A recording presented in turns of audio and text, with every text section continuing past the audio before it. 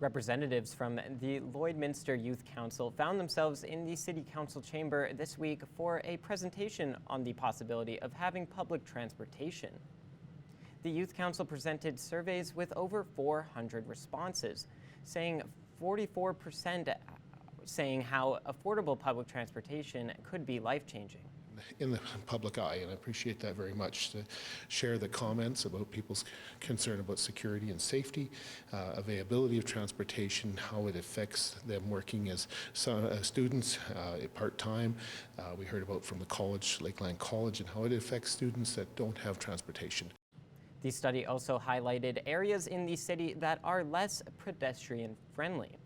Gives some added information to the public transportation study that's being done by the city. They've shared those results with administration. It was all points well taken and appreciated, and we'll look forward to that being added to the master plan that's being developed right now, and see where it takes us from there. Talks of public transportation will return to council in 2024. It is really unbelievable how we are in December with practically no snow on the ground. Yes, it's definitely weird. It makes me question whether or not we're going to have a white Christmas or not. Probably not. But I definitely am not complaining about these temperatures.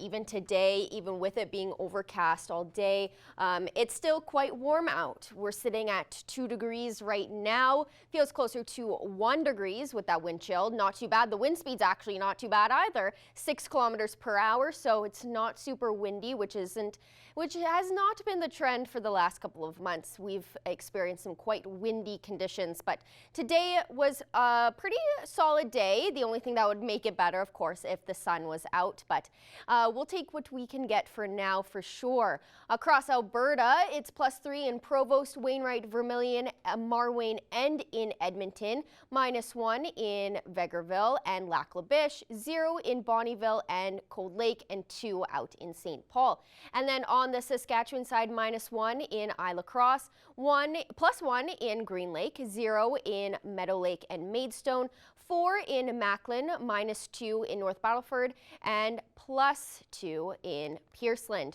Overnight tonight in North Battleford, it will drop down to -5, becoming cloudier overnight as we roll into the evening and into tomorrow morning. And then it will only be 9 km/h winds, so not too bad. So it won't feel that much colder than that -5.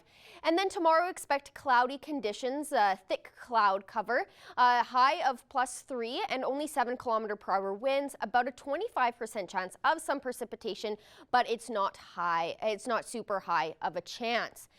And then overnight tonight in Cold Lake will drop down to -6, partially cloudy skies, and the wind will be at about 13 km/h. And then over tomorrow, a high of +3, some sun, but then in the afternoon it will start turning quite cloudy, and 9 km/h wind, so not too bad. Overnight tonight here in Lloydminster will drop down to -2, and then considerably cloudiness. So this will continue on overnight tonight. The cloud coverage, 15 km/h winds, so those wind speeds will definitely start speeding up as we head on over into the evening. And then tomorrow we have about a 40% chance of some stray showers in the afternoon. Thick clouds throughout the entirety of the day. A high of +5 with winds at 11 km/h. So it may feel a little bit cooler, or it'll feel closer to around +2, +1 with that wind chill. And then over the next 3 days, like I said, 40% chance of some showers in the afternoon with a high of +5 and a low of -3. And then on Thursday, breezier in the afternoon with a high of 0 and a low of -8. And then on Friday, a mix of sun and cloud with a high of -2 and a low of -9. And I will wrap up my weather. First weather with this beautiful sunset shot from Greg. Thank you so much for continuing to send in these beautiful sunset shots. We really appreciate it. And if you want to see your weather photo on our show, please email us at weather@stingray.com. That is a first look at your evening weather forecast. I'll have your overnight temperatures later on in the show.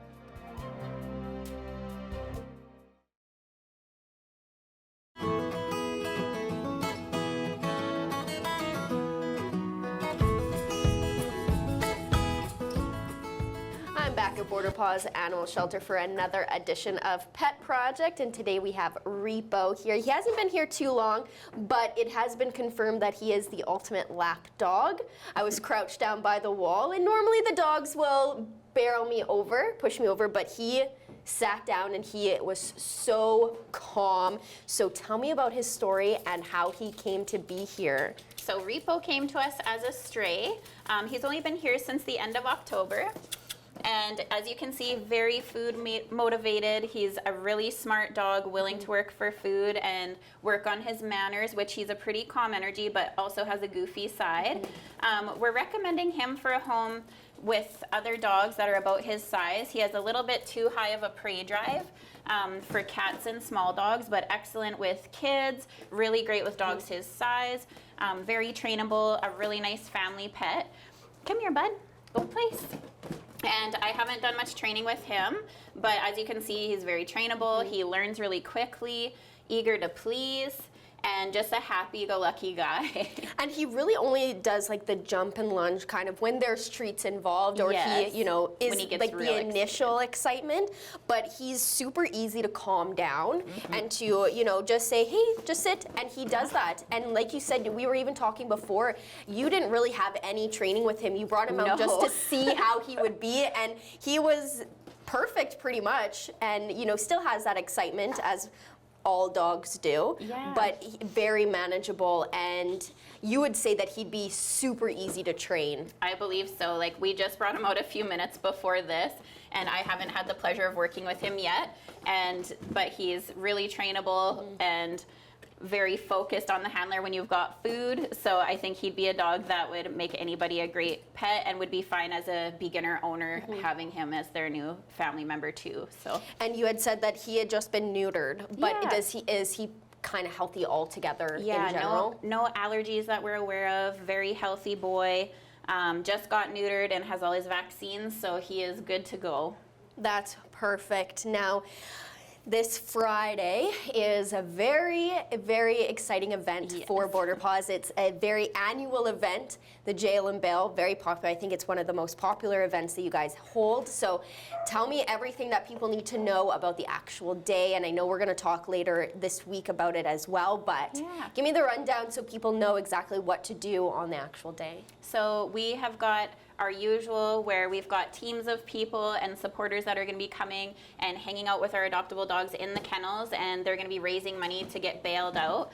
So they're hanging out in the kennels, going to be spending some time with the dogs and raising money for a good cause. But we also have the added option this year where you can actually pay to have your friends arrested. So I believe the donation is a minimum donation of $50. We can come out with Border City Connects, arrest your friends or family, and bring them here to hang out with us until someone bails them out.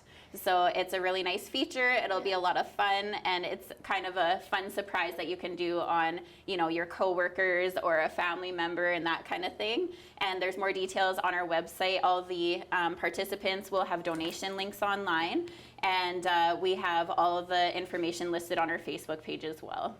And it's always a very, very fun event. I've participated at the old building, and even in the old building, it was still a lot of fun. And of course, last year was the first year you guys were able to do it in the new building. So now that everything is actually completed and everything is in, I think this year will be, you know, the best one yet. And people then also maybe get an opportunity to see the building if they haven't been by yet either. So that's awesome. Yeah, now, it's a great opportunity to check out the new facility. Yeah, it's definitely one of my favorite fundraisers that you guys hold. I think it's just such a unique idea, and you know, it gets animal lovers very excited to be able just to sit in their kennel for however long they want and just hang out with the animals. Exactly. And it gives them interaction as well, which is the best part. Yeah, great day for them to get a little extra attention and maybe some training as well while the volunteers are here. Now, I ask this every week, but are you in need of any donations in particular? So right now, definitely wet or canned cat food again we're in need of. We go through a lot of it with if we get in like sick or kind of low weight stray animals, and we could use some wet food for dogs as well. And I would say dog kibble and cat kibble, but the canned food is definitely what we're in need of at this moment.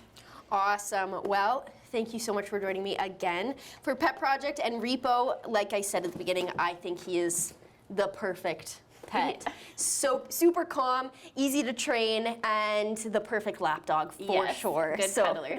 Exactly.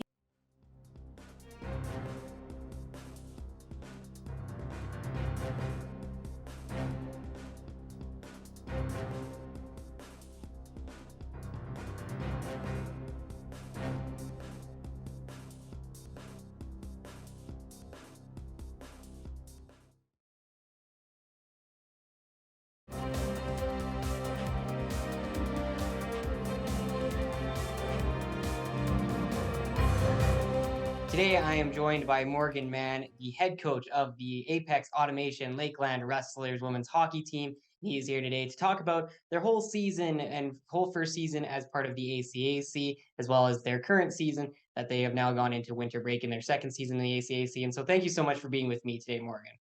You're welcome, Thomas. Glad to be here with you.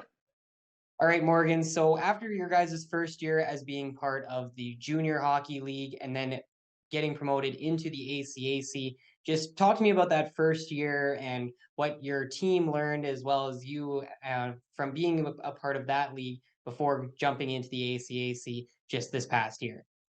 Each year has been very good.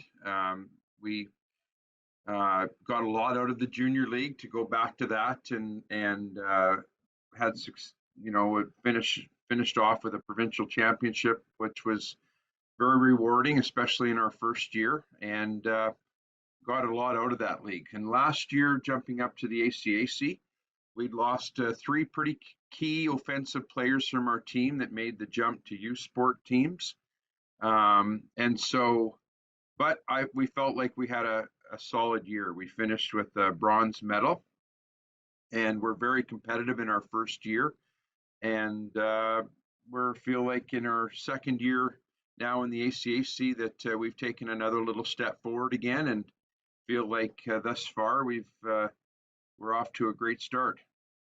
And so now that you guys are in the second season now in the ACAC, third year in the ACAC, Yeah. just the overall feeling, especially now that you guys have the sponsor in the name with Apex Automation, and just all of the great things you guys have done for the community, and the fact that you guys are racing for the top seed currently in the ACAC right now, just how good is it feeling to be now in that second season? Yeah, I think that there's certainly each year with our second year comes that understanding of how the league works, and everything from the nuances of what certain teams do and their habits and the way they play the game, to just understanding the time management and the travel and all the things that we need to take care of ourselves to be successful. And so I think certainly each year you grow a little bit more in whatever you do. And I think we're finding that here in our second year, that we just feel a little bit more comfortable and confident at this point compared to our first year last year, for sure. And so, of course, you guys have all of next semester for more and more hockey. And then, of course, hopefully the playoffs once again to finish out the ACAC. But also, I've been seeing that you guys are kind of working on recruiting. You're signing a few players here and there. So just, I know it's quite a bit into the future, but what are you guys seeing for recruits and stuff like that for your upcoming third now season in the ACAC? Yeah, it's well, as a whole, I think coming out of COVID, it took a couple of years for things to open up for players. The last couple of years, things were pretty tight for players looking to play on past U18 hockey, and so great to see things opening up a little bit. Although we went from our first year of trying to convince players to take a chance on a team that wasn't a team yet, and just an idea and a hope that there'd be a team. And so that took a lot of work, and now we're at a point, and I think the success we've had in the ACAC we get emails daily from hopeful players hoping to land in a spot to be able to continue to play college hockey or make that step to college hockey. And so there's been all across the board in youth sport and college hockey lots of signings already, and so we've certainly signed a couple players already that we've been tracking for a while. But we have a Christmas recruit camp that we will kind of finalize, or it helps us to be able to see some of the players that are interested in our program, to see them face to face and get to see them live up and out against other players that are also interested in being a wrestler. And it's a chance for us to meet at the college and tell players and families what we're about. Our program is unique to other programs, and so it's important that both players and families and our organization and group that looks after our team, that everybody is clear of what the expectations are and what it takes to be a wrestler's hockey player. Awesome. Well, thank you so much for all the information and having me out throughout all these years here, Morgan. And we definitely are looking forward to the finish up of this second season here in the ACAC, and of course the many seasons to come for the Lakeland Wrestlers. Awesome. Thanks, Thomas. Thanks very much. We've got one last story before we're all wrapped up today. A global soccer superstar has just added another honorable distinction to his resume. Lionel Messi has been named Times Magazine's Athlete of the Year. The Argentine superstar is an 8-time Ballon d'Or winner and led Argentina to a World Cup title in 2022. He is widely considered to be one of the best soccer players of all time. The 36-year-old surprised soccer fans earlier this year when he decided to join the MLS Inter Miami FC over the option to play Barcelona or Saudi Arabia. I don't think I'm surprised by this. I mean, No, soccer is one of the biggest sports in the world, and if you don't know soccer like myself, you at least know who Lionel Messi is. Yeah, no, it's him and Ronaldo are the two main stars. They compete for this award quite often, actually, between the two of them. We were talking though, and I think LeBron James has a good argument. I think he needs. I just think basketball is a more intensive sport, and just what he's doing at his age. He's 38. He's a little older than Messi at this point. I don't know. Just he's definitely in contention for it. Yeah, no, definitely I agree, in the conversation. But I can't be mad at Messi being the one who got it. Still a good choice. Yeah, but that is all the time that we have on Primetime Local News. Thanks so much for watching, and have a great night.